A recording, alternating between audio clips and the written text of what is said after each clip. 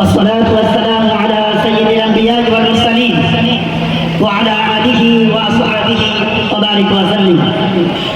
পবিত্র ঈদ মিলাদুন নবী উদযাপন কমিটি সম্মানিত প্রধান উদ্যোক্তা যার নেতৃত্বে আজকের এই র্যালি অনুষ্ঠিত হলো, দিনাজপুরের স্বনামধন্য ব্যক্তি, গোটা বাংলা এবং আন্তর্জাতিক খ্যাতি সম্পন্ন মুফাসসিরে কোরআন আওলাদে রাসূল সৈয়দ ডক্টর ইরশাদ আহমেদ আল বুখারী দামাত বরকাতুহুম, আমার মাথার উস্তাদ, আমাদের সকলের উস্তাদ, যার উসিলায় দিনাজপুরে এত বড় র্যালি আমরা করতে পারি।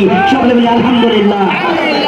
আল্লাহ তাআলা কোরআনুল কারীমের মধ্যে বলেন, কুল বিফাদলিল্লাহি ওয়া বিরাহমাতিহি ফাবিযালিকা ফালইফরাহু হুয়া খায়রুম মিম্মা ইয়াজমাউন। হে মানুষেরা, তোমরা আল্লাহর ফজল পাওয়ার কারণে, আল্লাহর রহমত পাওয়ার কারণে খুশি উদযাপন করো। আমার আল্লাহ অন্যত্র আয়াতের মধ্যে বলেন, ওয়া মা আরসালনাকা ইল্লা রাহমাতাল লিল আলামিন। আমি আমার হাবিবকে পুরো বিশ্ববাসীর জন্য রহমতওয়ালা নবী হিসেবে প্রেরণ করেছি।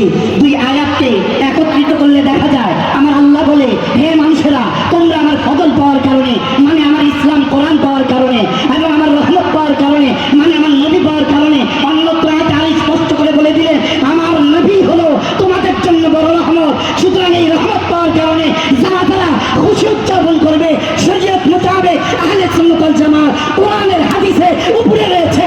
ঠিক আছে, সুবহানাল্লাহ।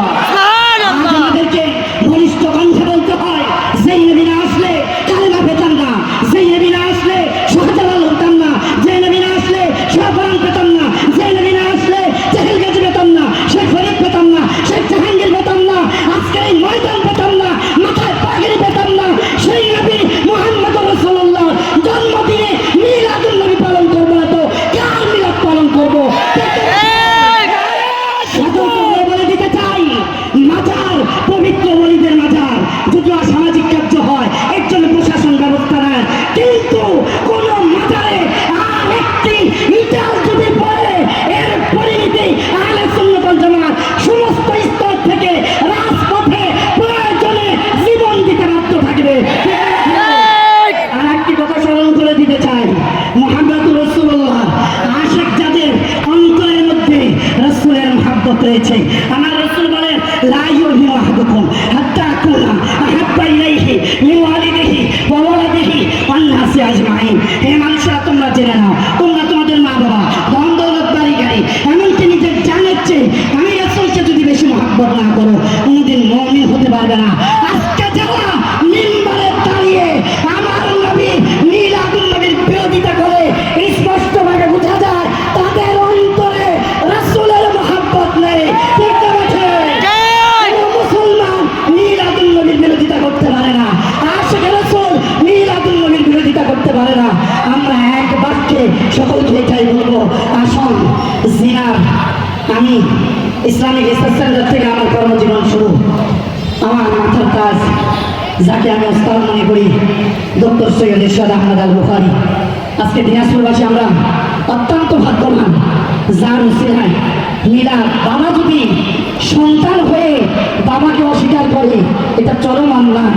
এই দিনাজপুরে যার নেতৃত্বে এই র্যালি প্রতিষ্ঠিত হয়েছে, দিনাজপুরের সন্তান আওলাদে রাসূল ডক্টর সৈয়দ ইরশাদ আহমেদ আল বুখারী। সকলে বলেন ঠিক না বেঠে? আমি মুফতি ইব্রাহিম খলিল এই ঘোষণা দিয়ে গেলাম, এই মিলাদুন নবীর বিপক্ষে আমার হুজুর কেবলা আওলাদে রাসূল ডক্টর ইরশাদ বুখারী যদি কোনো কুলি আসে, আমি ইব্রাহিম সবার আগে জান দিতে প্রস্তুত। আপনারা প্রস্তুত আছেন? নারায়ে তাকবীর, আল্লাহু আকবার, রিসালাহ, ইয়া রাসূলুল্লাহ, সুন্নাত ওয়াল জামাত জিন্দাবাদ, মিলাদুন নবীর আগমন, শুভেচ্ছা। আপনাদের সকলকে আসসালামু আলাইকুম ওয়া রাহমাতুল্লাহি ওয়া বারাকাতুহু।